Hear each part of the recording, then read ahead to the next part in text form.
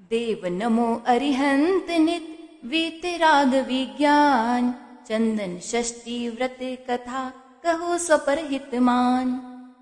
काशी देश में वाराणसी नाम का प्रसिद्ध नगर है, जिसे 23वें तीर्थंकर श्री पार्श्वनाथ भगवान ने अपने शुभ जन्म से पवित्र किया था।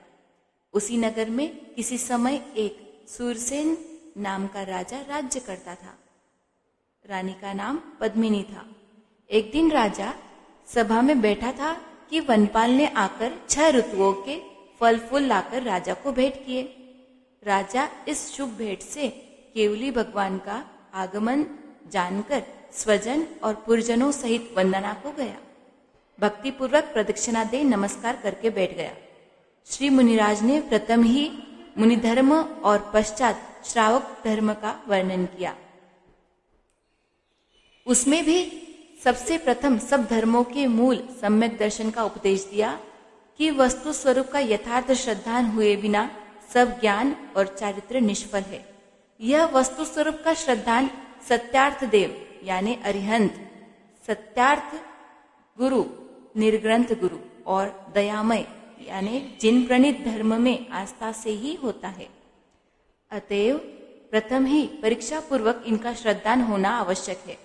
तत्पश्चात अहिंसा, सत्य, अस्तेय, ब्रह्मचर्य और परिग्रह त्याग से ये 5 व्रत एक देश पालन करे तथा इन्हीं के यथोचित पालनार्थ सप्तशीलों को पालन करे इत्यादि उपदेश दिया।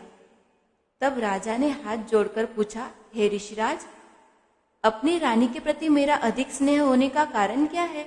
यह सुनकर श्री गुरु ने कहा, राजन सुनो, अवंती देश में एक उज्जैन नाम का नगर है। वहां वीरसेन नाम का राजा था और उसकी रानी का नाम वीरमती था। इसी नगर में जिनदत्त नामक एक सेठ थे। उसकी जयावती नामक सेठानी से ईश्वरचंद्र नाम का एक पुत्र भी था, जो अपने मामा की सुपुत्री चंदना से पानी ग्रहण कर सुख से कालयापन करता था।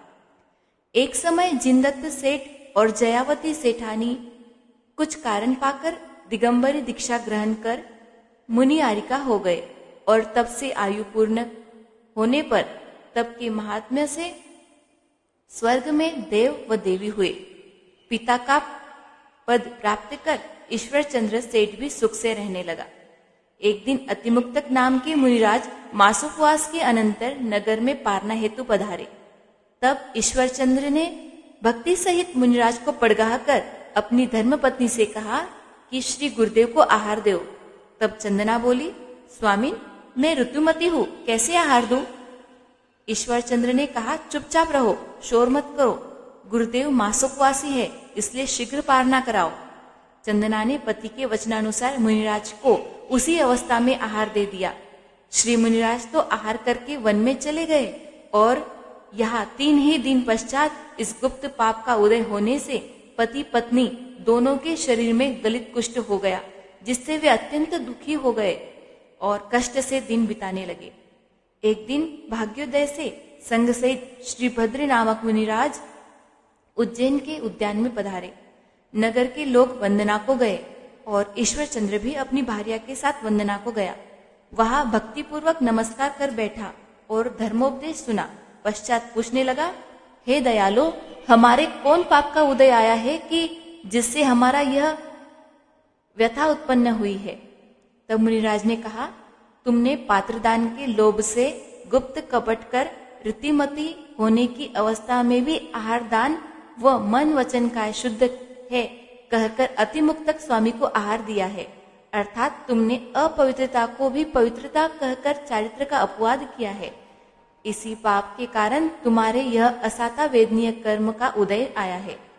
यह सुनकर उक्त दंपति सेठ सेठानी ने अपने अज्ञात कृत्य पर बहुत पश्चाताप किया और पूछा, भो यतिराज, अब इस पाप से मुक्त होने का कोई उपाय बताइए।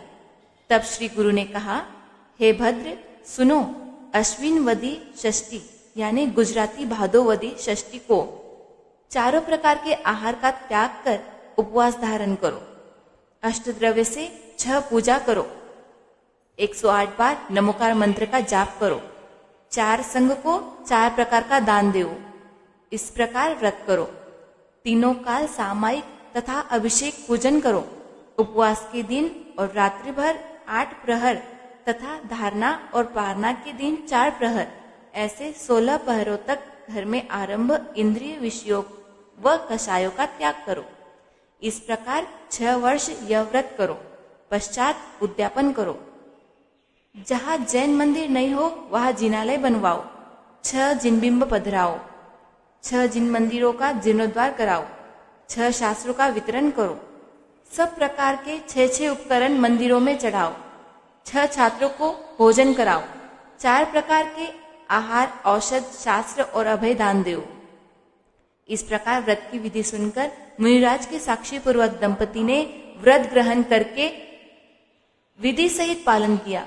कुछ दिन में अशुभ कर्म की निर्जरा होने से उनका शरीर बिल्कुल निरोगी हो गया और आयु के अंत में संन्यास स्मरण कर वे दंपति स्वर्ग में रत्नचूल और रत्नमाला नामक देवी हुए, जो बहुत काल तक सुख भोग कर और नंदीश्वर आदि अकृत्रिम चैत्यालयों की पूजा कर कालयापन करते रहे। अंत में आयु पूर्ण कर वहां से चय कर तुम राजा हुए हो और वह रत्नमाला देवी तुम्हारी पट्टरानी पद्मिनी हुई है। परस्पर तुम दोनों का पूर्व भवों का संबंध होने से ही विशेष प्रेम हुआ है। यह सुनकर राजा को भव भोगों से वैराग्य उत्पन्न हो गया। उन्होंने अपने ज्येष्ठ पुत्र को राज्य देकर मुनि दीक्षा ले ली और घोर तपश्चर्या किया, जिसके प्रभाव से थोड़े ही काल में केवल ज्ञान प्राप्त करके वे सिद्ध पद को प्राप्त हुए और रानी पद्मिनी के जीव ने भी दीक्षा ले ली। यह भी तप के प्रभाव से स्त्रीलिंग छेद कर 16वें स्वर्ग में देव हुआ। वहां से चय कर मनुष्य भाव लेकर मोक्ष पद प्राप्त करेगा। इस प्रकार ईश्वर दत्त सेठ और चंदना ने इस चंदन षष्ठी व्रत के प्रभाव से नर सूर के सुख भोग कर मोक्ष प्राप्त किया और भी जो नर नारी यह व्रत पालेंगे वे भी अवश्य उत्तम पद पावेंगे। ओम नमः।